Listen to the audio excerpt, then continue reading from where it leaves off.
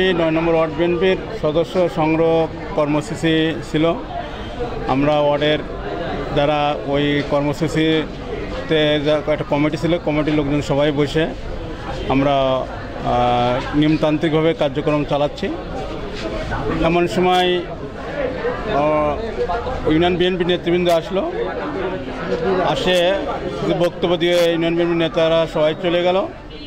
আর ছিল হচ্ছে ইউনিয়ন বিএনপির সেক্রেটারি আশরাফুজ্জামান লিটন ছিল।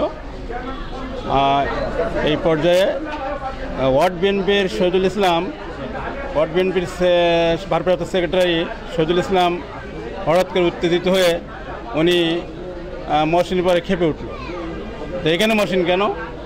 মহসিন বলল, ভাই আমি যদি না থাকি আপনি বসেন, অসুবিধা নেই, তো আপনি বসেন, আপনি উত্তেজিত হচ্ছেন কেন, আপনি কাজ করেন। তোমরা আমরা এখানে কোনো কাজ করবো না, আমরা বই নিয়ে আমরা মঠবাড়ি চলে যাবো, মঠবাড়ি কাজ করবো। বই কাটিয়ে নিল। এই পর্যায়ে মহসিন যখন করছে যে ভাই এই কাজটা আপনার ঠিক আছে না, তখন টিটো ওয়ার্ড যুবদলের সভাপতি টিটো এসে মহসিনের গায়ে আঘাত করলো, আক্রমণ করলো। তা আক্রমণ করে রক্তাক্ত অবস্থায় ফেলে চলে গেল। এই অবস্থায় আর কি শেষ হলো আর কি। আমার সাথে আর এখানে যে সেক্রেটারি যে ছিল ইউনিয়ন বিএনপির, সে নীরব দর্শক হয়ে থাকলো, কোনো এইটা ঠেকানো বা এই গণ্ডগোল করিস না এই ধরনের বক্তব্য সে দিল না, কিছু বললো না। ওখানে অনেক লোক ছিল, আমাদের ওয়ার্ড বিএনপির ভারপ্রাপ্ত সভাপতির দায়িত্বশীল মিজানুর রহমান ছিল, তারপরে আমাদের কামরুল ইসলাম ছিল, আমাদের মাসুদ ছিল, এরকম আলী হোসেন ছিল, আমাদের সিনিয়র সহসভাপতি আলী হোসেন ছিল, অনেকেই ছিল। বিষয়টা প্রত্যক্ষ করেছে, মুহূর্তের ভিতরে ঘটনা ঘটায়।